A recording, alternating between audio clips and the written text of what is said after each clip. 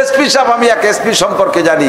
SP যদিও হিন্দু, আমার বিশ্বাস যে উনি বাহ্যিকভাবে পুরোর নামে হিন্দু, বাকি মনে হয় মুসলমান হয়ে গেছে, নইলে এত সতর্ক থাকার কথা না। হিন্দু এসপি, সে গেছে থানা পরিদর্শনে, ওসি সাহেব তার জন্য চা নিয়ে আসছে। এসপি সাহেব বললেন, ওসি সাহেব আমি চা খাই না, আমি চা খাই। এই ওসিরা খাওয়াবে, দারোগারা খাওয়াবে। যদি রেগুলার খায় তাহলে কেউ খাইতে গেলে তো এই কথাটা বলা যায় না যে আমি খাই না।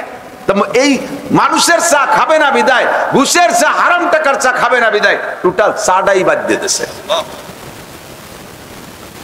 আমার তার বিস্তারিত আরো অনেক খবর জানি আমি। সব মিলে আমার সন্দেহ যে আল্লাহর বান্দা মনে মুসলমান হয়ে গেছে।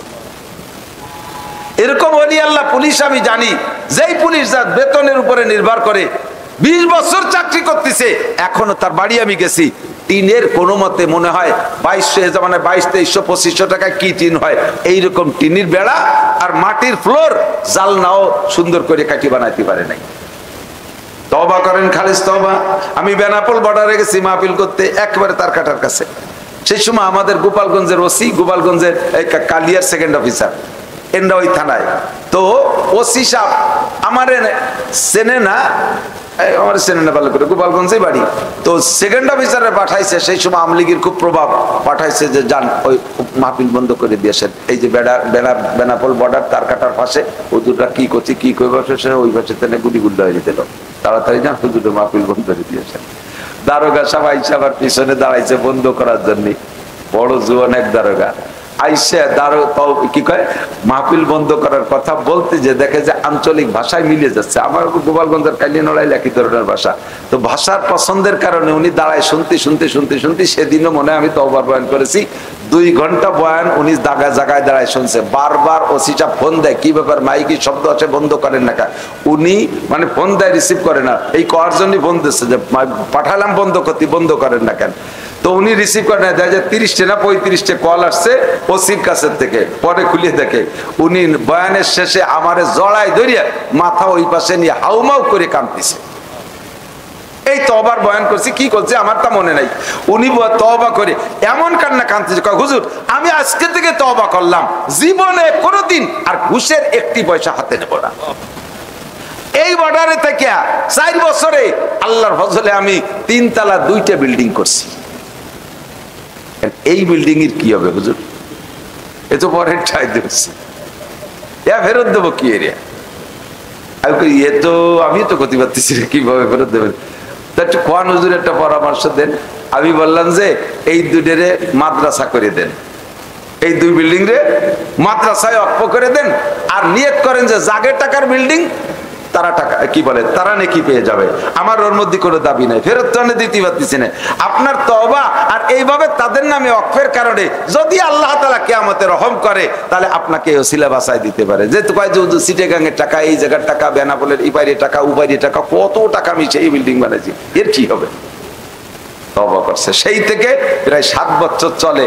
এই 7 বছরের ভিতর উনি বলেন, কোন মামলায় আমার কাছে রাতের অন্ধকারে আসে 10 লাখ 20 লাখ টাকা নিয়ে। আমি বলি 20 লাখ টাকা না, 20 কোটি টাকা দিলে হবে না। জিব্বেরে প্রতিদিন প্রশিক্ষণ দেই, জিব্বেরে প্রতিদিন প্রশিক্ষণ দেই। ঘরের থেকে যখন বেরোই একটা মোমবাতি জ্বালায় জিব্বের সাথে স্যাক দেই, স্যাক কাছে নীতি যখন দেখি যে জিব্বে সহ্য করতে পারতেছে না, তখন জিব্বেরে কয়, জিব্বা এই আগুনের চাইতে জাহান্নামের আগুন 99 গুণ পাওয়ার বেশি। তুমি যদি এই আগুন জিব্বে না দিতে পারো, সহ্য করতে না পারো, অবশ্যই সেই আগুন সহ্য করতে পারবা না। যদি তুমি এই আগুন সহ্য করতে পারো, তাহলে সেই আগুন পারবা। আর এই আগুন যদি সহ্য করতে পারো, তাহলে তুমি সুদের টাকা জিব্বা, ঘুষের টাকা জিব্বে দিও। আর জিব্বে কয় না, আমি পারবো না, এই আগুনও সহ্য করতে পারবো না, ও আগুনও পারবো না, কাজে আমার সুদ খা ঘুষ খাওয়া সম্ভব না।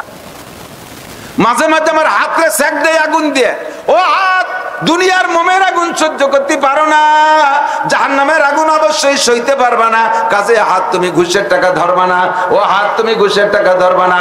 মাঝে মাঝে আগুন দিয়ে আমার শরমগাকে আমি শেখা দেই, ও শরমগা এই দুনিয়ার আগুন তুমি লজ্জাস্থান সহ্য করতে পারো না, জাহান্নামের আগুনও সহ্য করতে পারবা না। শেখ সাদি রহমাতুল্লাহ আলাইহি বলেন, আমার আব্বাজি বুজুর্গ আলেম ছিলেন, আব্বা জান যখন মৃত্যু সজ্জায় শায়িত, হুশ থাকতে আমাকে ডাকলেন, সাদি এদিকে আসো। কাছে ডেকে নিয়ে বলেন, শেখ সাদি শেরাকারে বলেন, বেদার চুদাউরে উমরা সে মুনকাজি গাশ মোরা ই এক নসিহত কর দব গুজার কে শাহওয়াত আতিশ আজবায়ে বে পরহেজ বখুদ বার আতিশ দোজখ মকুন তেজ দরা আতিশ নাদারি তাকতে সুজ বসবরা বে বরি আতিশ জানিমরোজ। আব্বা যে আমাকে বললেন, সাদি তুমি এখন টলমলে যুবক, তোমার ভিতরে সবচেয়ে বড় মারাত্মক একটা ব্যাধি ঢুকছে মাত্র, সেটা হলো যৌবন। এই যৌবন বড় খারাপ আগুন। এই আগুনের ভিতরে যদি দুনিয়ায় পড়ো তাহলে আগুনে আগুন টানে, আগুনে আগুন টানে।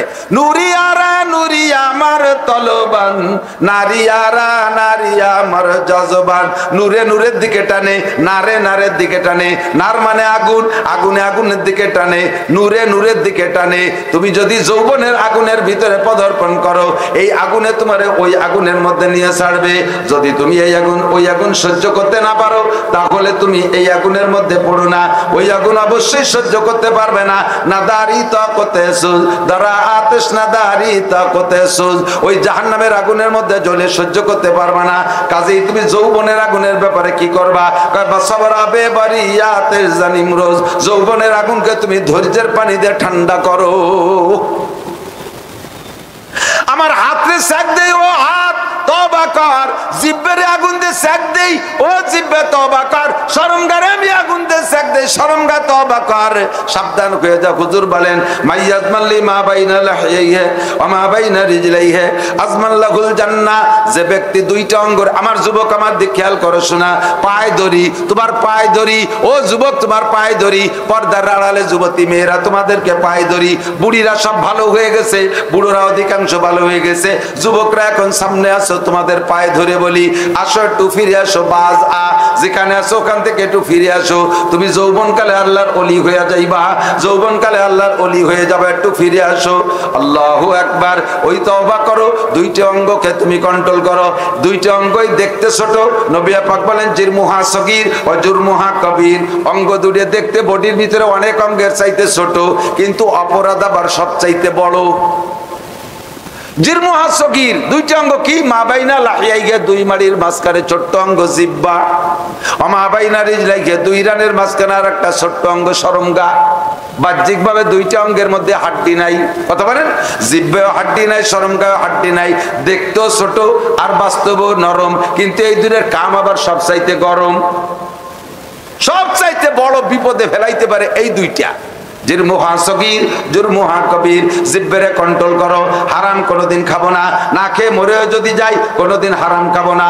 অকথ্য ভাষায় গালাগালি করবো না, অকথ্য ভাষায় গালাগালি করবো না, কেউরে গালি দেব না। নারীদের শরমগা উচ্চারণ করে ধম করে একটা বকানি সব দেশে দেয়, যে দেশে যে ভাষা আছে সে দেশে সেই ভাষায় দিয়ে দেয়। আরবওয়ালারা আরবিতে দেয়, উর্দুওয়ালারা উর্দুতে বলে, বাঙালিরা বাংলায় বলে, নিজস্ব মাতৃভাষায়। নারীদের শরমগা উচ্চারণ করে জবানে উচ্চারণ করে বকানি দাও, তোমার কি একটু লজ্জা হয় না? তুমি মুখে কি বলতেছো? এই মুখটা তো আল্লাহ তোমারে দিয়েছে। আল্লাহ কালাম না যে আল্লাহু আইনাইন ওয়া লিসানা ওয়া শাফাতাইন। তোর দুটো চোখ তোর আব্বা দেয় নাই, তোর দুটো চোখ তোর মা দেয় নাই, তোর দুটো চোখ তোর নেতা নেত্রী দেয় নাই। চোখের সাথে ইচ্ছা মতো ব্যবহার করবি, ফেসবুকের ভিতরে চোখ লাগাই ঢুকে বসে থাকবি, যেখানে সেখানে তাকাবি। আমি তোর চোখ কিন্তু শেষ করে দিতে পারি, চোখ জায়গায় থাকবে, চোখের পাওয়ার লেস করে দেব, এমন কাম আল্লাহ করতে পারে কি পারে না? ওয়া লিসানা ওয়া শাফাতাইন, যেই অঙ্গ দুটোতে কথা বলবি, জিহ্বা আর ঠোঁট। এই জিহ্বা আর ঠোঁট তোর আব্বাই দেয় নাই, জিহ্বা থাকলেই কথা বলা যায় না। মানুষের মুখের মধ্যে যেমন একটা জিহ্বা, কুকুরের মুখের মধ্যে তেমন একটা জিহ্বা। কুকুরেরটা নাড়া দিলে ঘেউ ঘেউ শব্দ হয়, মানুষেরটা নাড়া দিলে কত সুন্দর কথা হয়। আর রহমান আল্লামাল কুরআন খালাকাল ইনসান আল্লামাহুল বায়ান। আল্লাহু আকবার। ছাগলের মুখের জিহ্বা মানুষের মুখের জিহ্বার মতো একই সাইজ। ছাগলেরটা নাড়া দিলি ভ্যা ভ্যা শব্দ হয়, মানুষেরটা নাড়া দিলি কত সুন্দর কথা হয়। এই কথা কি আমি বলি না, আল্লাহ বলায়। যেই জিহ্বা দিয়ে আল্লাহ তোমারে কথা বলায়, ওই জিহ্বা দিয়ে অকথ্য ভাষা ব্যবহার করবা, ওই জিহ্বা দিয়ে গীবত শিকায়ত করবা, ওই জিহ্বা দিয়ে পরনিন্দা করবা, ওই জিহ্বা দিয়ে কার নামে অপবাদ দিবা। সাংবাদিকরা সাংঘাতিক, সাবধান হয়ে যাও। কাহার নামে মিথ্যা অপবাদ দিবা, আল্লাহ পাকের কাছে ধরা খেয়ে যাবা।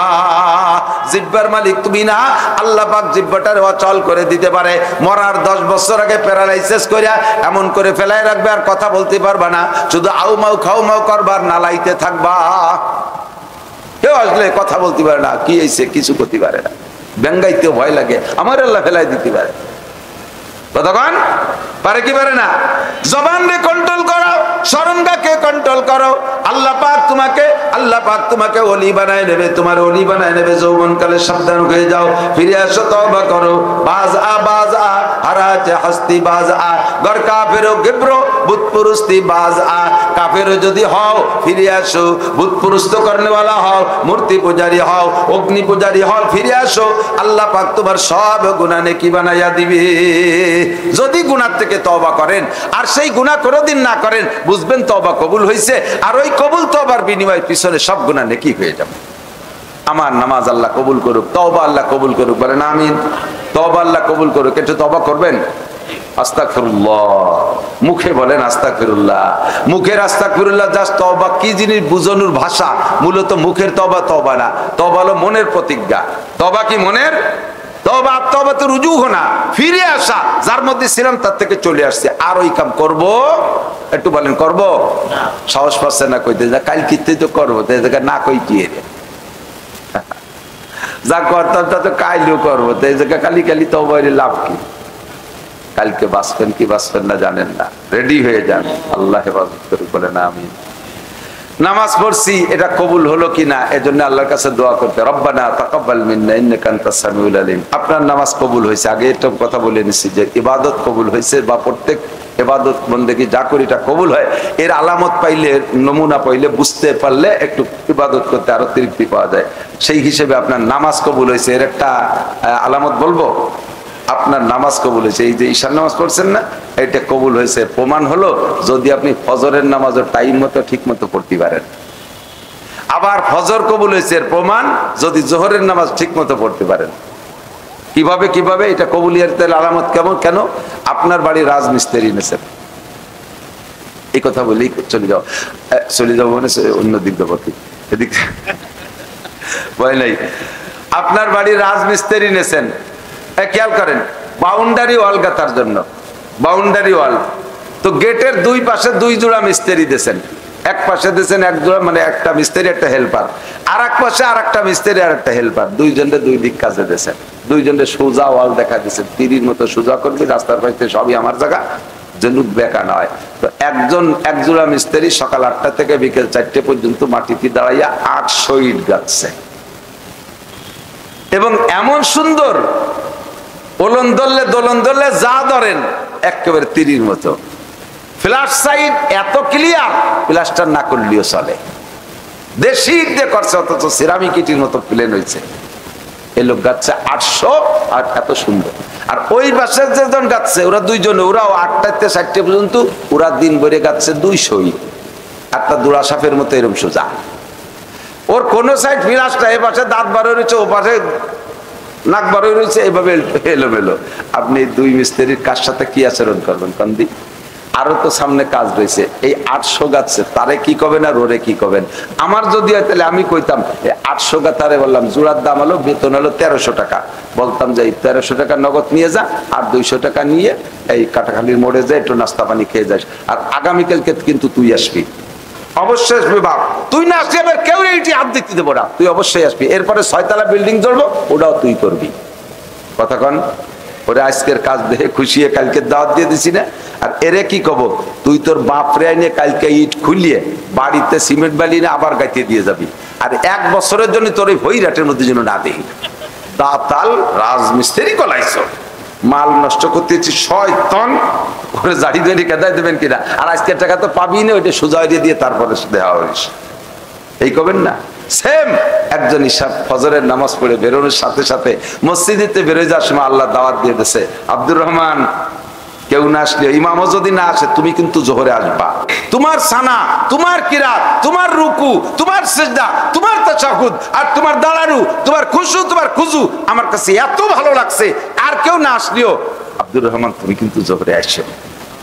ওই আল্লাহ দাওয়াত দিয়ে দিয়েছে, তার বদৌলতে জোহরে পড়ছেন। আর একজন রে যেভাবে নামাজে দাঁড়াইছে, ওরে বেরোনোর সময় তোরে যেন জোহরে মসজিদে না দিই, নামাজের দাঁড়াও কেন জম্মের দুর্বল এরকম বেহায় কুড়ায় দাঁড়াইতে, রুকু দেয় একরকম, সিজদা দেয় একরকম, কিরাত কি ভরছে তা মনে নেই, আগের রেখাতে কেউ শুরু করছে পরের রেখাতে তা ভুলি যায়। তুই তোর মসজিদে আসবি না, তুই আমার ওয়াল বিহারি ফেলাইছিস, বাড়িতে তোর বাপ এনে সোজারি দিয়ে দেবে। এরকম না, এরকম না, কথা বলেন না, আপনার ওয়াজ শুনতে দিছে পারে, একটু সাই দিতে হয়, ঠিক কি ঠিক না? তাহলে 800 আলারে কি বলছেন আর 200 আলারে কি বলছেন? সেম। যার ইবাদত আল্লাহর পছন্দ হয়, ফজর ভালো হইলে জোহরের দাওয়াত দিয়ে দেয়, জোহর ভালো হইলে তুমি কিন্তু আসরে আইসো, ওই সময় সবার কাজ কামের ব্যস্ত, কেউ আসলে না আসো, তুমি একটু আইসো। আসর পড়ালে বান্দা তুমি মাগরিবেও আসিস, মাগরিব পড়ালে দাওয়াত দিয়ে দিছে ঈশাও পড়তে আইসো, ঈশা পড়ার পরে আবার দাওয়াত দিয়ে দিছে ফজরে আইসো। আপনি এমন করে প্রত্যেক রক্ত পড়তে পারাই বুঝতে পারবেন যে আগের রক্ত পছন্দ হয়েছে বিদায় মালিক আমারে কবুল করে দাওয়াত দিয়ে দিছে। গত রমজানের রোজা আপনার কবুল হয়েছে, আল্লাহ ওই সময় দাওয়াত দিয়ে দিছে, আগামী রমজানে কিন্তু তুমি রোজা রাখবা। তোমার সেহরি, তোমার তারাবি, তোমার তিলাওয়াত, তোমার ইফতার খাওয়া, তোমার দোয়া কালাম, তোমার চলচলন এত ভালো লাগছে, তুমি কিন্তু আগামীবারও রোজা রাখবা। আর আগামীবার তোমার জন্য বাজেটও আমার পক্ষ থেকে আছে। এবছর তো দেশি খেজুর খাইছো, আগামী বছর তোমার জন্য আমি যে কোনো ভাবে সৌদির খেজুর পাঠাই দেবো। এটাই হলো গত রমজান কবুল হওয়ার আলামত। এবার হজ করছেন, হজটা কবুল হয়েছে, এর প্রমাণ কি? যদি আসার পরে জীবদ্দশায় কমপক্ষে আরেকটা বার উমরাও করতে যেতে পারেন, তাহলে বুঝবেন যে আল্লাহ তাআলা ওই সময় আপনার দাওয়াত দিয়ে দিয়েছে, এই আব্দুল্লাহ, তোমার তলবিয়া, তোমার লব্বাইক, তোমার তওব, তোমার বিনয়ী, কাবার চত্বরে হাঁটা, মসজিদে নববীর পাশে তোমার হাঁটা আমার জম্মের ভালো লাগছে, তুমি কিন্তু আবারও আসবা, আল্লাহ দাওয়াত দিয়ে দিয়েছে। তাই গরিব মানুষ আরেকটা বারও চলে গেছে। এই বছর আপনাদের গত রমজানের পরে, না ভুল বলছি, এই রমজান না, আগের রমজানের পরে আমার ছোট দুই ছেলেরে নিয়ে গেলাম। আপনাদের রূপসার ঘাটের এক কুলি আসানি, আমি জানি না, আমাদের সাথে ছিল উমরায়, কুলি আসবো যেদিন মদিনার থেকে ফ্লাইট, সেই দিন ওই ফ্লাইটের আগের দিন এই ঘাটের থেকে ফোন গেছে ওনার কাছে, ফোন গেছে, তুমি কোন জায়গা? কয় আমি তো উমরায় আছি। আরে কপাল, আমরা তো জাহাজ ভরে মাল নিয়ে আসছি, এ তো আনলোড করতে হবে, একটু কষ্ট করে রেখে দেন, আমি কালকে আসতেছি ইনশাআল্লাহ, আসি একদিন পরে আপনাদের মাল আনলোড করে দেবো। কুলি জীবন ভরে রূপসার ঘাটের কুলি, সেও উমরা করে আসছে, 10 বিঘা 20 বিঘা জমির মালিক, লাখ লাখ কোটি কোটি টাকার সম্পত্তি আছে, আজ একটু মক্কা যার শখ হয় না, আল্লাহ আপনারে আগের থেকে রিজেক্ট করে দিয়েছে, সাবধান তুই আসবি না, তুই আসি তো ঠ্যাং ভেঙে ফেলে দিব। শয়তান, তোর টাকার কি অবস্থা? সুদে টাকা, ঘুষে টাকা, জাল দলিল করা জমি, ওই ফসল বেঁচে মক্কা আসবি না, তোর হজে গন্ধ হয়ে যায়। বোঝেন কথা? প্রত্যেকটা ইবাদত আল্লাহ কবুল করছে, প্রমাণ হলো ওই ইবাদতটা যদি পরবর্তীতে আরো সুন্দরভাবে করতে পারি, এটাই হলো কবুলিয়াতের আলামত। এজন্য দোয়া করব, দান করি আল্লাহ যেন কবুল করে, বলেন আমিন। দান খয়রাত করি, কবুল করবেন কে? আমার টাকা যদি আল্লাহ কবুল না করে, কবুলিয়াতের জন্য শর্ত হতে হবে ইখলাস। এটা আল্লাহ পাক বলেন, ওমা উমিরু ইল্লা লিয়াবুদুল্লাহ মুখলিসিনা লাহুদ্দিন। তুমি ইবাদত করবা ইখলাসের সাথে, একমাত্র কার জন্য? বলেন কার জন্য? মসজিদ করি কার জন্য? কত কমেন আপনারা? না, আমি তো মনে করছি এলাকার মনে অশান্তি দিশে পাই, একেবারে আমাকে গোপালগঞ্জের মতো আপনারা দিশে পান না, একটু সাই দিতে হয়, হাই হুই ফুসফাস জি হানা একটু কইতে হয়। মসজিদ করি কার জন্য? আর একবার কার জন্য? মাদ্রাসা করছেন কর্তৃপক্ষ কার জন্য? আল্লাহর সন্তুষ্টির জন্য। কথা বলেন ঠিক না? এইটা আল্লাহ কবুল করলে আমার পরকালের জন্য, আমার জন্য বিশাল একটা পাথেয় হয়ে যাবে, পরকালের জন্য বিশাল একটা পাথেয় হবে। এটা হবে সদকায়ে জারিয়া, এটা হবে কি? সদকায়ে জারিয়া। আল্লাহ তাআলা আমাদের এই দান অনুদান, মসজিদ মাদ্রাসা, নামাজ কালাম, ইবাদত বন্দেগী, তওবা তিল্লাহ সব আল্লাহ কবুল করে নেন। সবাই বলেন আমিন। আমার সাথে একটু পড়বেন রব্বানা, পড়বেন রব্বানা তাকাব্বাল মিন্না ইন্নাকা আনতাস সামিউল আলিম রব্বুল আলামিন ওয়া তুব আলাইনা ইন্নাকা আনতাত তাওয়াবুর রহিম। তুমি তওবা কবুলকারী, তুমি বড় রহিম, তুমি বড় মেহেরবান, তুমি সামি, তুমি শুননেওয়ালা, তুমি বাসির, তুমি দেখনেওয়ালা। আমরা যা করি যা বলি সব তুমি দেখো এবং শোনো। কথা বলুন ঠিক কি ঠিক না? এখন আমাদের চলে যেতে হবে।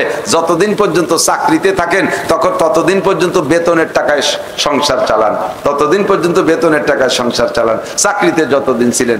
এবার সরকার জানে যে এই লোকটার কি বলা হয় মগজ, মেধা, শক্তি, সামর্থ্য, যোগ্যতা সব আমি 35 বছর পর্যন্ত তার সার্টিফিকেটের থেকে খেয়ে, এখন 35 বছর হয়ে গেছে তার সার্টিফিকেটের বয়স, এখন এই সার্টিফিকেটে আর কোনো কার্যকারিতা নেই, ও এখন ইনভ্যালিড হয়ে বাড়ি যাচ্ছে। কাজেই তার বৃদ্ধকাল পর্যন্ত, মরণকাল পর্যন্ত বেঁচে থাকতে বৃদ্ধ বয়সে চলবে কিভাবে? এই জন্য সরকার 30, 35, 40, 50 লাখ টাকা এককালীন ক্যাশ দিয়ে দেয়, এককালীন ক্যাশ দিয়ে দেয়। আর যদি সরকারি চাকরিতে একটা পেনশন থাকেই। এই 50 লাখ টাকা নিয়ে দুই ধরনের মানুষ দুই আচরণ করে, খেয়াল করেন। এক দল হলো অচেতন, আর এক দল হলো সচেতন। অচেতন যারা তারা আইসেই এই 50 লাখ টাকায় দিয়ে ওই একটা বিল্ডিং টিল্ডিং করে ফেলে বাড়ি, অথবা এই টাকায় দিয়ে বিভিন্ন টুকিটাকি ব্যবসা বাণিজ্য করে 2-6 মাসের ভিতরে মাইটার খাইয়ে একেবারে সে ভ্যান চালানো হয়ে যায়। আর সচেতন যারা তারা কি করে, একটা দিক বলছি, সচেতন যারা 50 লাখ টাকা পাইছে, মূল খুলনা শহরের ভিতরে বা থানা সদরের মাঝখানে তো 25 লাখ টাকায় কোনো জমি এখন পাওয়া যাবে না, শহরতলিতে 25 লাখ টাকায় দিয়ে মোটামুটি একটু জমি রাখছে 3 শতাংশ। আর যে 25 লাখ টাকা আছে তাই দিয়ে ওয়াল করে টিন শেড একটা ঘর বানাইছে, 3টে ইউনিট বানাইছে, যাতে 3 ফ্যামিলিরে ভাড়া দেওয়া যায়। 3 ফ্যামিলিরে ভাড়া দিলে 3 জায়গা থেকে 3-10 কে 30,000 টাকা আসবে প্রত্যেক মাসে মাসে। বুড়োকালে আর ছেলে মেয়ের দিকে মোনাজাত পাইতে বসে থাকা লাগবে না, ওরা কিছু দিলেও ভালো না দিলেও ভালো, বুড়ো বুড়ি দুইজন ওই 3-10 কে 30,000 টাকায় চলে খেতে পারবো। এলো সচেতন পাবলিক। তো সেম কোয়ালিটি নবী পাক বলেন, তোমরা যতদিন দুনিয়ায় বেঁচে আছো নামাজ পড়ো, এর একটা প্রতিদান আছে, আল্লাহ তোমাদের খাওয়ায়। রোজা রাখো, এর একটা প্রতিদান আল্লাহ তাআলা দুনিয়ায় রেখেছেন, রিজিকের বরকত দেয়। হজ করেছো, এর একটা প্রতিদান দুনিয়ায় আছে, আখিরাত তো আছে, দুনিয়ায় আছে। এই দুনিয়ায় এর বিনিময়ে আল্লাহ তাআলা তোমাদেরকে খাওয়ায় পড়ায় বাঁচায় রাখতেছে। কিন্তু ইজা মাতাল ইনসান, মানুষ যখন মারা যায়, ইনকাতা আনহু আমালুহু, তার কোনো আমলের দরজা বন্ধ খোলা থাকে না, নামাজ পড়া যায় না, রোজা রাখা যায় না, কবরে যে তিলাওয়াত নাই, জিকির নাই, ফিকার নাই, তাবলীগ নাই, চরমনাই নাই, কোনো তা কবরে নাই। কিন্তু সেখানে আপনার খরচ করতে হবে অনাদি অনন্তকাল। এই টাকা পাবেন কোন জায়গা, এই টাকা পাবেন কোন জায়গা? নবী পাক বলেন 3 ইউনিটের একটা বিল্ডিং তুমি বানায় রেখে আসতে পারো। দুনিয়ায় 3 ইউনিটের একটা বিল্ডিং বানায় রেখে আসতে পারো। 3 ইউনিটের একটা হলো সাদকা জারিয়া, 2 নম্বরে ইলমিন ইউনতাফাউ বিহি, 3 নম্বরে ওয়ালাদিন সালিহিন ইয়াদউ লাহু। 1 নম্বরে সাদকা জারিয়া, ধর্মীয় কাজ, জনসেবামূলক কাজ। এই সমস্ত মানুষের জনসেবা, মানুষের খেদমতের যে কাজগুলো একমাত্র আল্লাহর কাছে সওয়াবের আশায় তুমি এই জায়গায় একটা বিনিয়োগ করে আসতে পারো। মসজিদে 1000 টাকা দিয়ে আসতে পারো, মাদ্রাসার ছাদের জন্য 10 বস্তা সিমেন্ট দিয়ে আসতে পারো, ও জায়গায় 100 ফিট খোয়া রড দিয়ে আসতে পারো, ও জায়গায় 100 ফিট খোয়া দিয়ে আসতে পারো, 100 কেজি রড দিয়ে আসতে পারো। এইগুলো সেখানে ছাদ হবে যতদিন পর্যন্ত ওই মসজিদ ঘরের ভিতরে বৈশা কোরআনে কারীম তিলাওয়াত করা হবে, তুমি কবরে বসে ওই ইউনিট থেকে 10,000 টাকা করে পাবা। 10,000 মানে নেকি পাবা। আরেকটা হলো ইলমিন ইউনতাফাউ বিহি, তুমি কোরআন হাদিসের দ্বীনি ইলম মানুষকে শিখায় রেখে আসবা। যত মানুষ শিখবে তার থেকে আরো শিখবে, তার থেকে আরো শিখবে। এভাবে নেটওয়ার্ক সারা পৃথিবী, তোমার ছাত্র থেকে ছাত্র, ছাত্র থেকে ছাত্র ছড়িয়ে পড়বে। সারা বিশ্ব থেকে যত আলেম ওলামারা তোমার ওই ছাত্রর ভিতর থেকে লেখাপড়া করে কোরআন হাদিস শিখে আলোচনা করে যত নেকি কামাই করবে, তুমি কবরে বসে সেই ইউনিট থেকে 10,000 পাইতে থাকবা। আরেকটা হলো ওয়ালাদিন সালিহিন ইয়াদউলা, দুনিয়ায় কিছু নেক সন্তান রেখে আসো। নেক সন্তানকে যে আব্বা মার কবরকে সামনে করে রব্বির হামহুমা পড়ে। হুজুর বলেন মান যারা কবর আবওয়াইহি ইয়াউমাল জুমুআ গুফিরা লাহু মা তাকাদ্দামা মিন যামবিহি। সন্তান যদি জুমার দিন আব্বা মার কবরের কাছে দাঁড়িয়ে জিয়ারত করে, আল্লাহ তাআলা আব্বা মার জীবনের সব গুনাহ মাফ করে দেয়। এই 3টে ইউনিট তা আমাদের সামনে, আপনাদের সামনে এই যে মাদ্রাসা দেখতেছেন ছোট্ট, আমার এসে খুব ভালো লাগছে। আমাকে এই জয়নাল দারোগা সাহেব উনি আমাকে নিয়ে এসছেন। আসার পর আমি ভাবতে পারি যে কোন জায়গা যাচ্ছি, তো এখানে আসিনি কখনো। এমনিতে তো খুব যাই কিন্তু এই জায়গায় নামি নেই। প্লেসটা আমার খুব পছন্দ হয়েছে। জায়গা দেখে আমার মনে হচ্ছে যে এখানে ইনশাল্লাহ একটা মাদ্রাসা হবে। আপনারা বলেন আমিন। মাদ্রাসা হলে কি ক্ষতি হবে? কোরআন পড়া হবে, এলাকায় মানুষের মরহুমরা নেকি পাবে, আমাদের কি বলা হয় আমাদের জন্য তারা দোয়া করবে, আসমানি গজব আযাব থেকে আল্লাহ হেফাজত করবে। কাজে এখানে একটা কোরআন তেলাওয়াতের একটা ঘর হোক, এর পিছনে আমাদের সামান্য একটু বিনিয়োগ থাক, আমরা একটা ইউনিটের মধ্যে খুলতে পারি। সাদের কাজটা বাকি আছে, মহব্বত করে আমি মাত্র 5 মিনিট সময় দিতে পারবো। আমার 8টা পর্যন্তই বলছিলেন যে 8টা পর্যন্ত, তারপরেও মনে হয় 15 মিনিট বেশি হয়ে গেছে। আর বেশি বাড়তে পারতেছি না, অনেক দূরে প্রোগ্রাম। একটু 5 মিনিটের ভিতরে একজন মানুষ বলবেন, আমি তার জন্য খাস দোয়া করব, জি হুজুর এখানে আমি 10 বস্তা সিমেন্ট দেবো ইনশাআল্লাহ। আমি বেনাপোল বর্ডারে গেছি মাহফিল করতে, একবারে তার কাটার কাছে। সেই সময় আমাদের গোপালগঞ্জের ওসি, গোপালগঞ্জের কালিয়ার 2nd অফিসার, এন্ডা ওই থানায়। তো ওসি সাহেব আমার চেনে না, আমার চেনে না ভালো করে, গোপালগঞ্জে বাড়ি। তো 2nd অফিসারে পাঠাইছে, সেই সময় আওয়ামী লীগের খুব প্রভাব, পাঠাইছে যে যান ওই মাহফিল বন্ধ করে দিয়েছেন। এই যে বেনাপোল বর্ডার তার কাটার পাশে হুজুররা কি করছে, কি করবে, ওই পাশে তেনে গুলিগুল্লা হয়ে যেত, তাড়াতাড়ি যান হুজুরের মাহফিল বন্ধ করে দিয়েছেন। দারোগা সাহেব আইসা আবার পিছনে দাঁড়াইছে বন্ধ করার জন্য, বড় জুয়ান এক দারোগা। আইসে কি কয় মাহফিল বন্ধ করার কথা বলতে যে দেখে যে আঞ্চলিক ভাষায় মিলে যাচ্ছে। আমার গোপালগঞ্জের কালিয়ানড়াইল একই ধরনের ভাষা, তো ভাষার পছন্দের কারণে উনি দাঁড়ায় শুনতে সেদিনও মনে হয় আমি তওবার বয়ান করেছি, 2 ঘন্টা বয়ান উনি জায়গায় দাঁড়ায় শুনছে। বারবার ওসিটা ফোন দেয়, কি ব্যাপার মাইকি শব্দ আছে বন্ধ করেন না কেন? উনি মানে ফোন দেয়, রিসিভ করে না, এই করার জন্যই ফোন দিচ্ছে যে পাঠালাম বন্ধ করেন না কেন? তো উনি রিসিভ করে না, দেখা যায় 30টা না 35টা কল আসছে ওসির কাছের থেকে। পরে খুলে দেখে উনি বয়ানের শেষে আমারে জড়াই ধরিয়া মাথা ওই পাশে নিয়ে হাউমাউ করে কাঁদতেছে। হিন্দু এসপি সে গেছে থানা পরিদর্শনে, ওসি সাহেব তার জন্য চা নিয়ে আসছে। এসপি সাহেব বললেন, ওসি সাহেব আমি চা খাই না, আমি চা খাই। এই ওসিরা খাওয়াবে, দারোগারা খাওয়াবে, যদি রেগুলার খায় তাহলে কেউ খাইতে গেলে তো এই কথাটা বলা যায় না যে আমি খাই না। এই মানুষের চা খাবে না বিদায়, ঘুষের চা, হারাম টাকার চা খাবে না বিদায় টোটাল চাটাই বাদ দিতেছে। সেই হিসেবে সে আমাদের খেদমতে আছে। আল্লাহ পাক রব্বুল আলামিন আমাদের আজকের মাহফিলকে ভরপুর কামিয়াব করুক, সবাই বলে আমিন।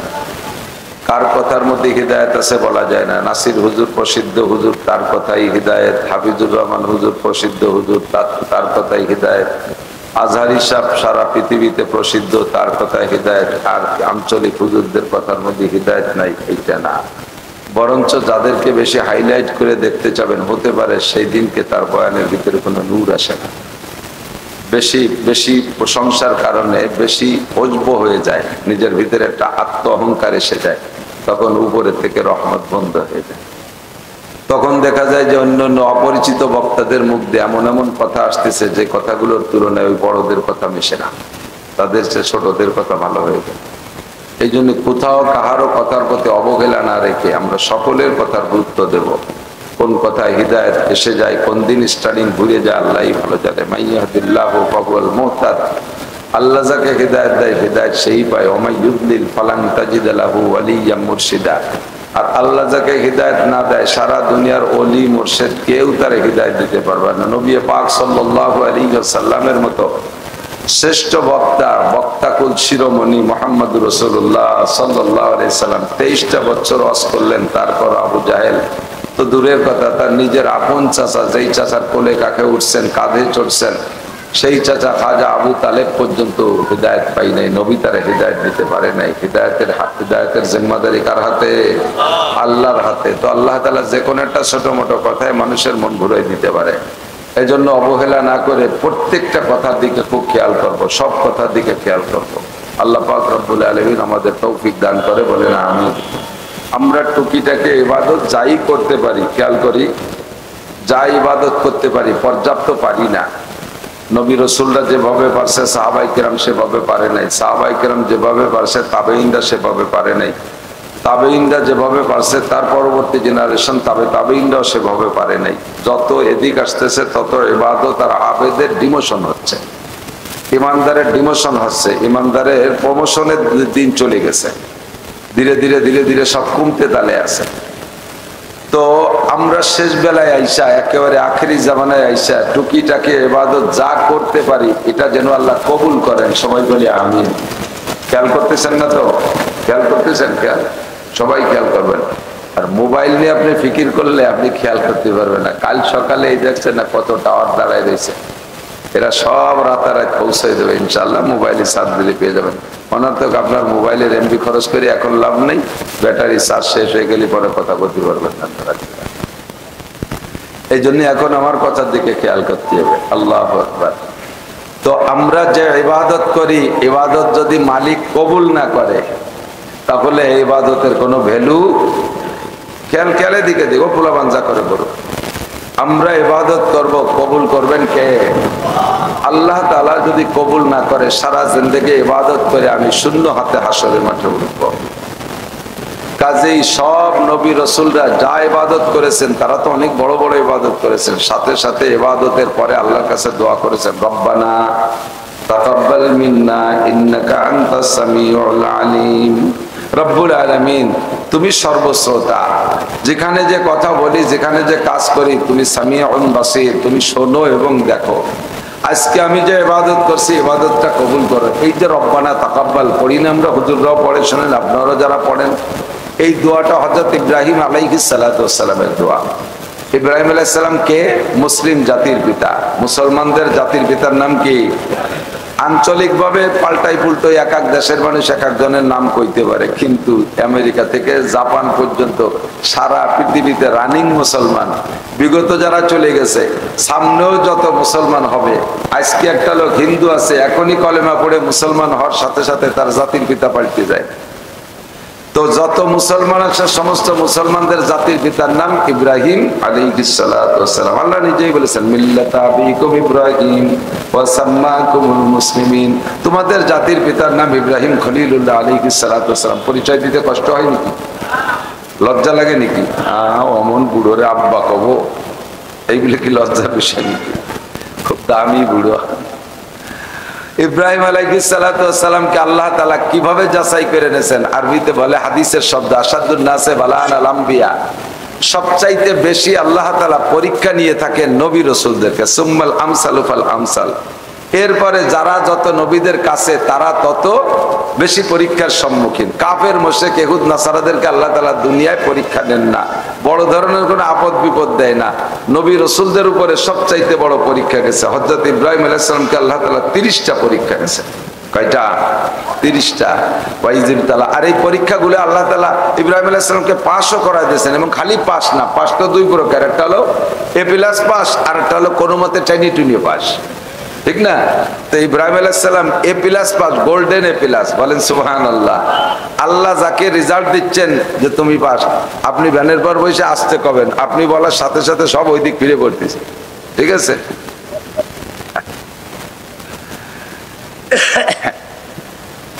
ইব্রাহিম আলাইহিস সালামকে আল্লাহ তাআলা 30টা পরীক্ষা নিয়েছেন। মুসলিম জাতির ভিতরে এত পরীক্ষার দরকার কি? আর পরীক্ষাগুলো কেমন পরীক্ষা? লাস্ট ফিনিশিং হলো অগ্নি পরীক্ষা। অগ্নি পরীক্ষাটা পরীক্ষা আছে না, আমাদের দেশে বলে অগ্নি পরীক্ষা। অগ্নি পরীক্ষা কাকে বলে? আগুনের ভিতরে নিক্ষেপ হতে হবে, সেই মুহূর্তে নিজেকে অটল রাখা, এর নাম হলো অগ্নি পরীক্ষা। তো আমাকে আপনাকে তো অগ্নি পরীক্ষা নেওয়া হয় নাই, ইব্রাহিম আলাইহিস সালামকে অগ্নি পরীক্ষা নিয়েছেন, ঠিক না?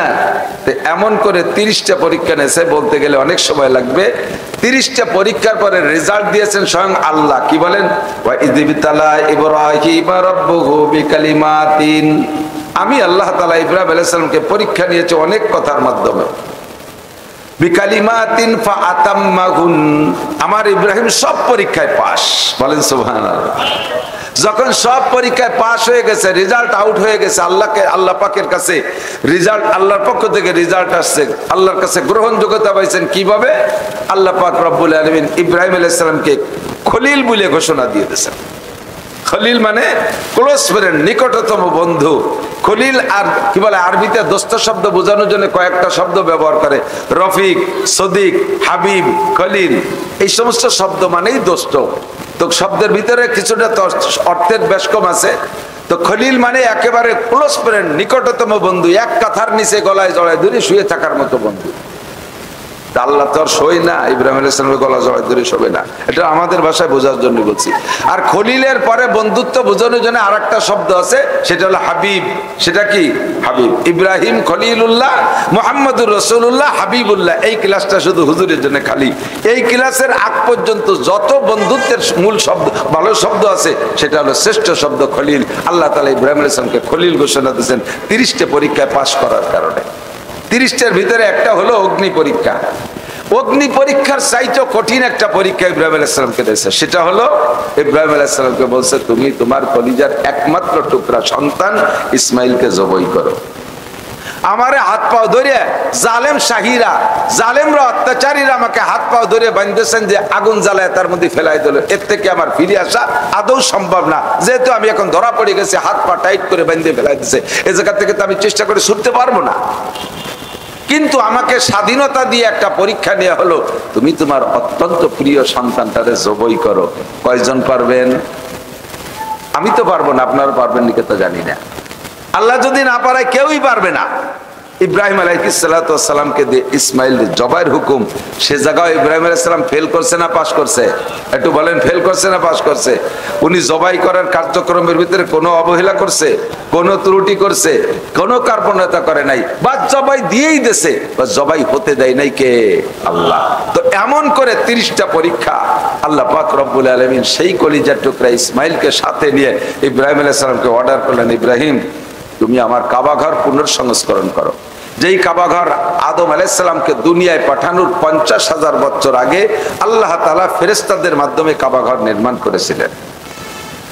কাবা ঘর নির্মাণের 40 বছর পরে বাইতুল মুকাদ্দাস, যেটা জেরুজালেম মুসলমানদের প্রথম কিবলা, নবী আলাইহিস সালাম মদিনায় যাওয়ার পরে 17-18 মাস ওই দিক ফিরে নামাজ পড়েছিলেন।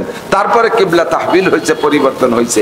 এই বাইতুল মুকাদ্দাস কাবা ঘরের 40 বছর পরে ওটাও ফেরেশতারা বানাইছে, তখন আদম আলাইহিস সালাম দুনিয়া আসে নাই।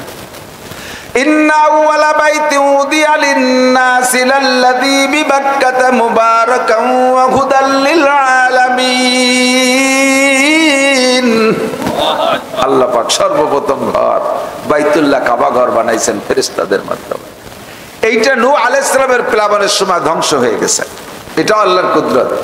শুধুমাত্র ভিটে যারা হাজী সাহেব হজে গেছেন তারা দেখছেন, যারা যান নাই তারা বুঝবেন না। কাবা ঘরটা এরকম সমতল মাঠের উপরে না। কাবা ঘরের পাশ দিয়ে যে বড় মসজিদ, এর নাম হলো মসজিদে হারাম। এই মসজিদে হারামের মূল বডি ফ্লোর যেটা, তার চাইতে কাবা ঘর যে জায়গা অবস্থিত এটা অনেক নিচু জায়গা, বিশাল একটা পুকুরের মতো ওর ভিতরে। এখনো বড় বৃষ্টি হলে সেখানে পানি জমে যায়।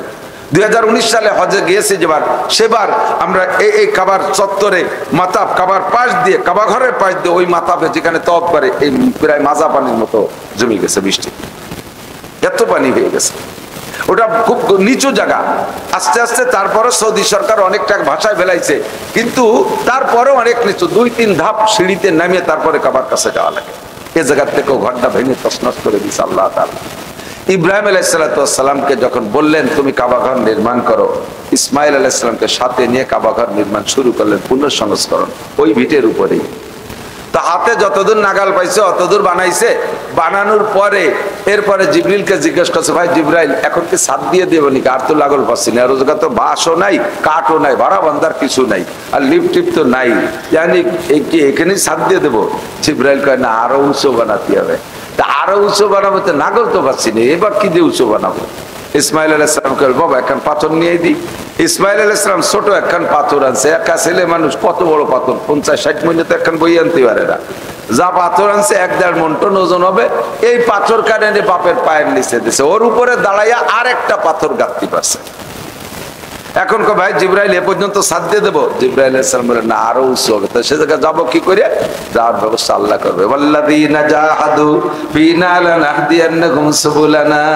আপনি কাবা ঘরের মাপ মতো উঁচু ওয়াল গাঁথার জন্য চেষ্টা করতেছেন, আল্লাহ আপনাকে সাহায্য করবে। যেই পাথরটা পায়ের নিচে নিয়ে দিছে, ওই পাথরটা ইব্রাহিম আলাইহিস সালাম উঁচু করে ধরতেছে। এই পাথর লিফট হয়ে গেছে, ওনাকে উঁচু করে দেয়। কত দূর? কয় যে পাথর যে জায়গা যে থামিয়ে যায় ওই পর্যন্ত গাঁথতে হবে।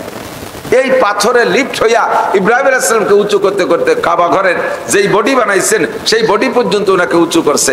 আর পাথর যত নরম হোক আর মানুষের গায়ে ওজন যত বেশি হোক, খেয়াল করেন পাথর তো খুব নরম, কাদার মতো নরম না পাথর? যত নরম পাথর হোক আর একটা মানুষের গায়ে যত ওজন হোক, ওই পাথরের উপরে দাঁড়াইলে কি পাথরের মধ্যে পাও ডাবিয়ে যাওয়ার সম্ভাবনা আছে? ইব্রাহিম আলাইহিস সালাম যেই পাথরের উপর দাঁড়াইয়া কাবা ঘর নির্মাণ করলেন, ওই পাথরের উপরে পা দিয়ে দাঁড়াইছে। এখনো পর্যন্ত যে দেখবেন মাকামে ইব্রাহিমের মধ্যে আছে, ওই পাথরের ভিতরে ইব্রাহিম আলাইহিস সালাম পা ডাইবা পায়ের ছাপা পড়ে আছে। তার নাম মাকামে ইব্রাহিম, মানে ইব্রাহিম আলাইহিস সালামের দাঁড়ানোর জায়গা। এই জায়গা হাজিরা তওয়াফ করার পরে 2 রাকাত নামাজ পড়তে হয়। আল্লাহু আকবার। তো ইব্রাহিম আলাইহিস সালাম কাবা ঘর বানাইছে কার হুকুমে? জোর হলো না? আপনাদের এই মসজিদ বানানোর সময় কি আল্লাহ কেউরে কয়ে গেছে যে এটা মসজিদ বানাও?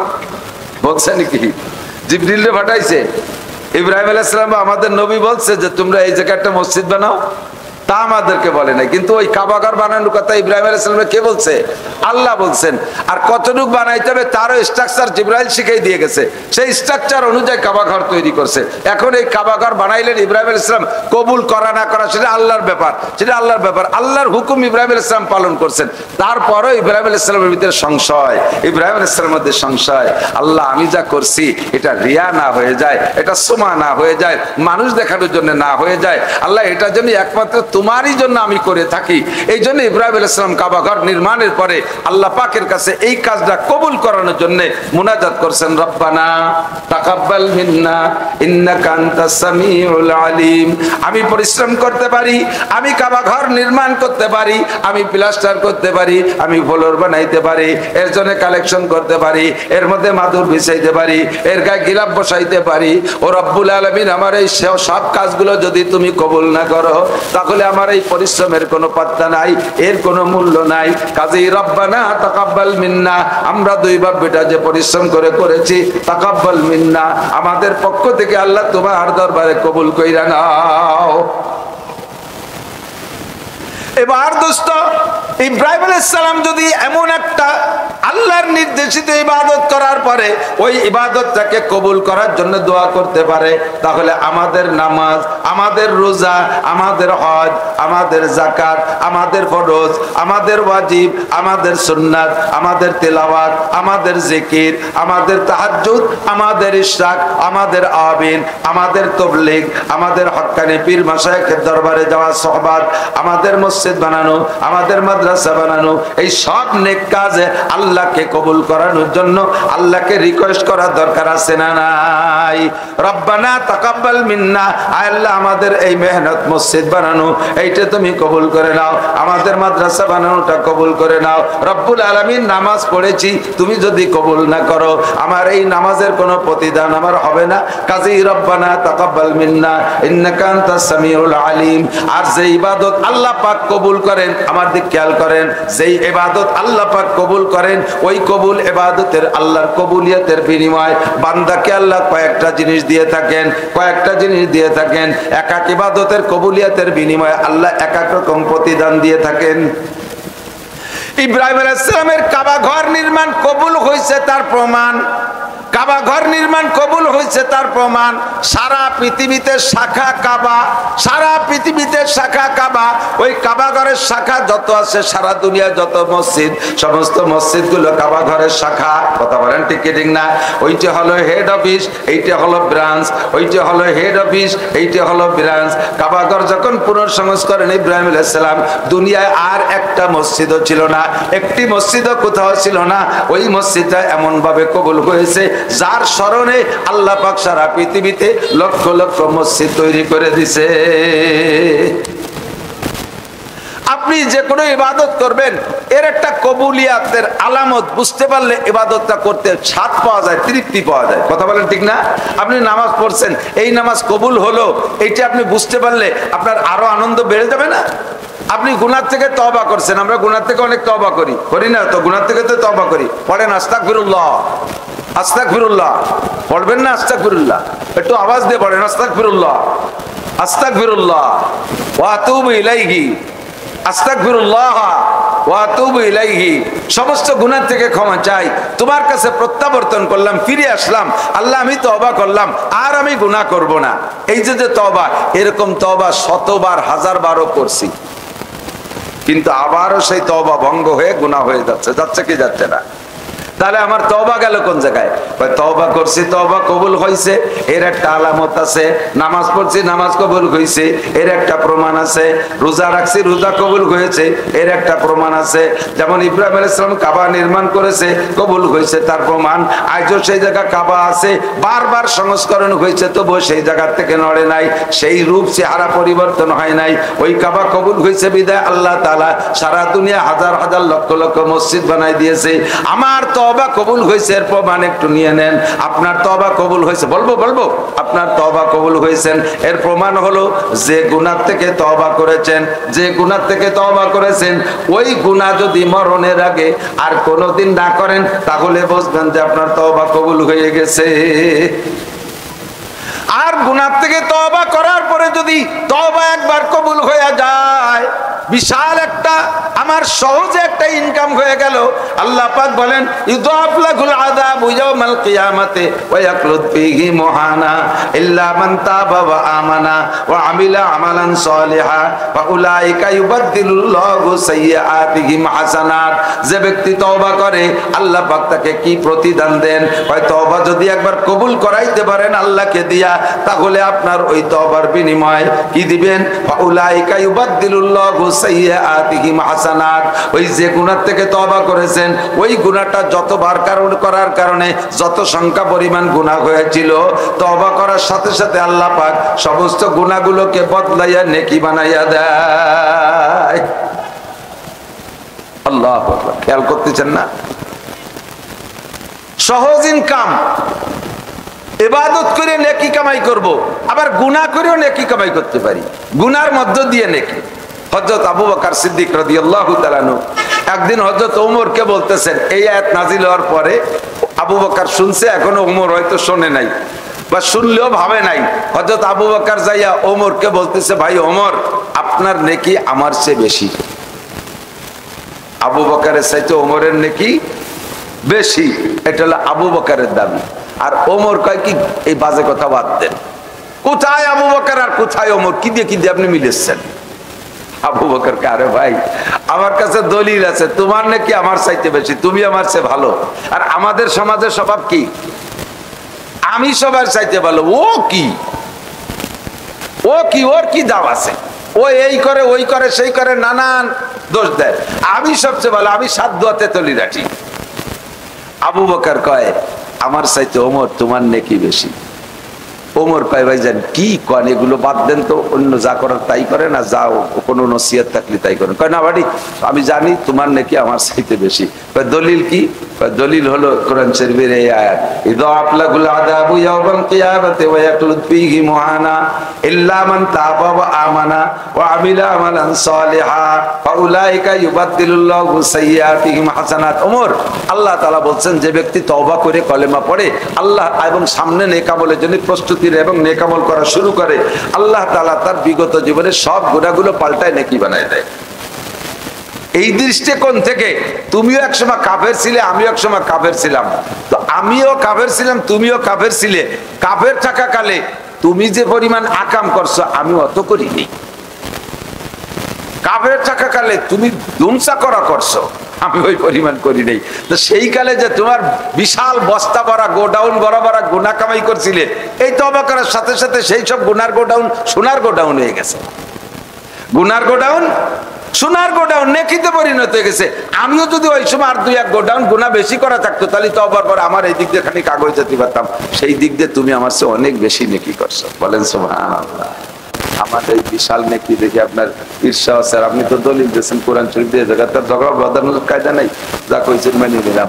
তাহলে আমার এই গুনাহ পাল্টাইয়া যে নেকি হয়েছে, এই নেকি আর সারা জীবন করে তারপরে মুসলমান হওয়ার পরে যা করছে সব নেকি আপনারে দেব।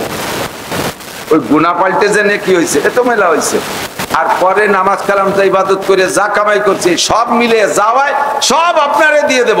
আপনি মোটে এক রাতের নেকি দেবেন, পাল্টাবেন নাকি কনকনটা হয়ে যায়। তা আবু বকর রাতটা কোনটা পাও, ওই যে রাত্রে কাফেরদের বেষ্টনী ভেদ করে মুহাম্মদুর রাসূলুল্লাহ সাল্লাল্লাহু আলাইহি সাল্লামকে কাঁধে করে নিয়ে জীবনের ঝুঁকি নিয়ে যে কোনো পাশে কোপ আসতে পারে, যে কোনো পাশে তীর আসতে পারে, পাথর বর্ষণ আসতে পারে, শেষ হয়ে যেতে পারে। দুইজন ধরা পড়লে আপনাকে মারবে আগে, তারপরে মারবে নবীকে। এত বড় ঝুঁকি নিয়ে সেই রাত্রে আপনি হুজুরকে কাঁধে করে নিয়ে এই মক্কা থেকে গারে সৌর পর্যন্ত চলে গিয়েছিলেন। এরপরে সেখানে এই একটা রাত, এরপরে এই রাত্রেই বাকি অংশ, আর পরে আরো 3 রাত ছিলেন সেই জায়গায়, আরো 2 রাত, মোট দিয়ে 3 রাত।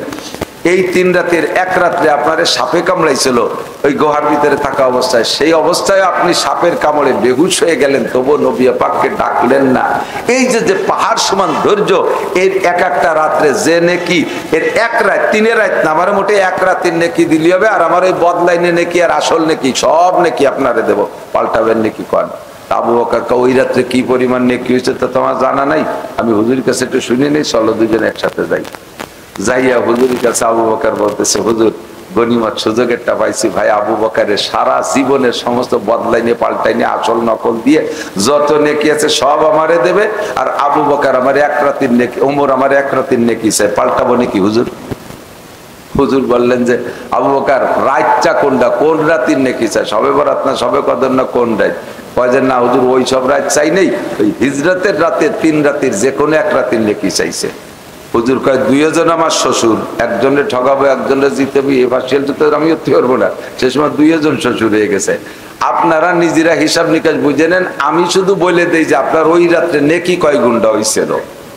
জি হুজুর তাই কর।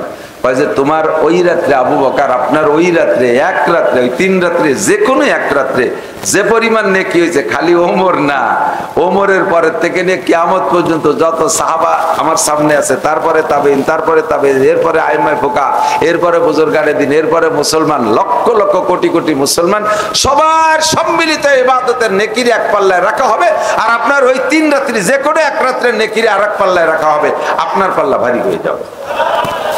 এবার আপনি পাল্টাবেন না পাল্টাবেন, 2 শ্বশুর আপনার 2জনে আমার, আপনার নিজেরা হিসাব করে দেন। আবু বকর ওমর যে ধ্যানে ছিল সেই জায়গা থাও, পাল্টা পাল্টি হবে না। আল্লাহু আকবার। ফাউলাইকা ইউবাদদিলুল্লাহ। ও যুবক তোমরা গাঁজা খাও, এলাকায় গাঁজা আছে? মাশাআল্লাহ, এই সুন্নাত সব জায়গায় আছে, নবীর সুন্নাত না শয়তানের সুন্নাত। গাঁজা, ইয়াবা, ফেনসিডিল খালি খায় না, এদানিং কিছুদিন খাইতে খাইতে পরে ডিলারিও করে। কথা কোন? এই হাজি সাহেব যারা হজে যায়, আমাদের ইয়ং হাজি যারা উলামায়ে কিরাম বিশেষ করে, এরা একবার হজ বা উমরা করে আসার পরে তারপরে নেশা হয়ে যায়, 2-3 বার যাওয়ার পরে পরে নিজেই মুআল্লিম হওয়ার চেষ্টা করে যে আমি আর পরের নেজে নেজে কতদিন যাব, এখন আমি দেশেরটা গুছাই গাছাই নিয়ে লেডারি করি, তারপরে উনি মুআল্লিম সাজে। তারা গাঁজা কিছুদিন খায়, খাতি খাতি যখন গাঁজায় অভ্যস্ত হয়ে যায়, এরপরে আর পরের গাঁজা কতদিন খাবে আর নিজে বেশি আর খাই। উনি ডিলার হয়, লিডারের পরে কি হয়? ডিলার হয়। লিডারও হয় ডিলারও হয়। লিডার আর ডিলার লিখতে অক্ষরতে একই সমান না, কি বলে? শুধু আগে ফাঁসে করলে লিডার হয় আর ডিলার হয়। আগে হয় লিডার, পরে হয় ডিলার। এই গাঁজাখোররা আছে না না এলাকায়? যত গাঁজা খাইছো, ইয়াবা খাইছো, বিক্রি করছো, জেনা করছো, ব্যভিচার করছো, চুরি করছো, ডাকাতি করছো, নুচ্ছবি করছো, বদমাইশি করছো, গালাগালি করছো, কাজাকাজি করছো, আল্লাহর হক যত নষ্ট করছো, আজকে এখন এই মুহূর্তে তওবা করো। আর এই তওবার পরে যদি ওই গুনাহগুলোর মরণকাল পর্যন্ত না করো, তাহলে বুঝবা যে তোমার তওবা কবুল হয়ে গেছে। আর তওবা কবুল হয়ে যার বেনিফিট হলো ফাউলাইকা ইউবাদদিলুল্লাহু সাইয়্যাতিহিম হাসানাত। তোমার এই যত গুনাহ পিছনে হয়েছে সংখ্যা যদি কি পরিমাণ হয়, কাআদাদি আওরাকিল আশজার, খেয়াল এদিক, কাআদাদি আওরাকিল আশজার, একজন মানুষের আমল নামে এত গুনাহ যে সারা পৃথিবীতে যত গাছ আছে, সমস্ত গাছে যত পাতা আছে, এত সংখ্যা পরিমাণ যদি গুনাহ হয়, একটু ভেবে দেখেন কত গাছ আর কত পাতা, এত সংখ্যা পরিমাণ যদি কে আমল নামায় গুনাহ হয়। এরপরে নবী আরো বাইরে বলেন শুধু তাই নয়, কাআদাদি রমালিল আর, দুনিয়ায় যত বালু আছে নিশ্চয়ই বালুর সংখ্যা গাছের পাতার চাইতে 1000 কোটি গুণ বেশি। এত সংখ্যা যদি তোমার গুনাহ হয়, এরপরে হুজুর আগায় আরো সামনে আগায় বেড়ে বলেন না তার চেয়েও বেশি, কাদাদি জাবাদিল বাহার, সারা দুনিয়ায় যত পানি আছে, পানিকে যদি কণা বানায় দেওয়া হয় তাতে কত পরিমাণ কণা হবে, এত সংখ্যা পরিমাণে যদি গুনাহ হয়। এরপরে হুজুর বলেন শুধু এর যে কোনো একটা নয়, গাছের যত পাতা, দুনিয়ার যত বালু সংখ্যা আর পানির যত বুদবুদি আর কণা, 3টে মিলে যত সংখ্যা হবে, এত সংখ্যা যদি তোমার আমল নামায় গুনাহ থাকে, চলে আসো বাজ আ হারাচে হাসতে বাজ আ, যে সকল গুনাহ করছো বান্দা গুনার মধ্যে আসো, এখনই ফিরে আসো, সদবার আগার তওবা শিকাস্তি বাজ আ, 100 বার যদি তওবা ভঙ্গ করে থাকো আসো, আবার আসো, তোমার জন্য দরজা খোলা। কুল ইয়া ইবাদিয়াল্লাযীনা আসরাফু আলা আনফুসিহিম লা তাকনাতু মির রাহমাতিল্লাহ। আল্লাহ পাক বলেন নাসির বলে দাও, শুধু ভয় দিও না, একটু সাহসও দাও। কুল বলে দাও ইয়া ইবাদি, হে আমার বান্দা যারা আল্লাযীনা আসরাফু আলা আনফুসিহিম, নিজের নফস আর চরিত্রের উপরে, আত্মার উপরে জুলুম করেছো, জুলুম মানে গুনাহ করেছো, জুলুম করেছো, অত্যাচার করেছো, ভয় নাই, চলে আসো, তুমি চলে আসো। আল্লাযীনা আসরাফু আলা আনফুসিহিম লা তাকনাতু মির রাহমাতিল্লাহ, আল্লাহ আল্লাহর রহমত থেকে নিরাশা হইও না, তুমি আসো আজই, তুমি খালেস তওবা করো। ইন্নাল্লাহা ইয়াগফিরুদ যুনুবা জামিআ, আল্লাহ তোমার সব গুনাহ মাফ করে দিবে। একটুও খুশি হতে পারতেছেন না? আমি ভাবে বুঝতেছি যদি বলা হতো তওবা করলে আল্লাহ 200 টাকা দেবে, তালি তওবা করতে পারি। তওবা করলে যদি 1 প্যাকেট আকিস বিড়ি দেয়, তালি তওবা করতে পারি। তওবা করলে যদি 1 প্যাকেট শেক সিগারেট দেয়, তালি তওবা করতে পারি। দুনিয়ার কিছু যদি তওবার বিনিময়, তাহলে তওবা করতে পারি। ও দোস্ত, ভালো করে জেনে নেন, 1 কোটি নেকির চাইতে আপনাকে 1 কোটি নেকি দেওয়া হবে। তার চাইতে বড় পুরস্কার হলো একটা গুনাহ মাফ করে দেয়া। একটা গুনাহ যদি আল্লাহ কেউকে মাফ করে দেয়, 7000 বছর জাহান্নামের আগুন থেকে পোড়া থেকে বেঁচে গেলেন। 7000 বছর জাহান্নামের আগুনে পোড়া, কি মনে করেন? উলামায়ে কিরাম জীবন ভরে বলে, আর আপনার ভাসমান কান্দে শোনেন, শুনতে শুনতে তেলসা হয়ে গেছে। এ কথার প্রতি কোনো গুরুত্ব ভিতরে পয়দা হয় না। ভালো করে মনে রাখবেন, দুনিয়ার আগুনের চাইতে 99 গুণ পাওয়ারওয়ালা জাহান্নামের আগুন। দুনিয়ার আগুন তো ভ্যারাইটি কিসমের আগুন আছে। চুলার আগুনের ভিতরে জীবন ভরে একখান লোহা পোড়া দিলে তা গলে পানি হয় না। আবার কারখানার আগুনের ভিতরে লোহা দিলে মুহূর্তের মধ্যে পানি হয়ে যায়। এই আগুন আর ওই আগুনের পাওয়ার একরকম না। বয়লারের আগুন, কারখানার আগুন, এর চাইতে 99 গুণ পাওয়ারওয়ালা জাহান্নামের আগুন। ওর মধ্যে তোমাকে 1 ওয়াক্ত নামাজের জন্য 200 কোটি, আরো 30 কোটি, আরো 40 লক্ষ বছর পোড়া লাগবে। একটা গুনার কারণে 7000 বছর, একটা গুনার কারণে 7000 বছর। এইরকম গুনাহ আপনারে কি পরিমাণ আল্লাহ মাফ করে দেওয়ার জন্য সাহস দিচ্ছেন। যদি তোমার গুনাহ 3টে সংখ্যা আমি যেটা বলেছি সম পরিমাণও হয়, ফিরে আসো বান্দা, ফিরে আসো, সব গুনাহ মাফ করে দেব।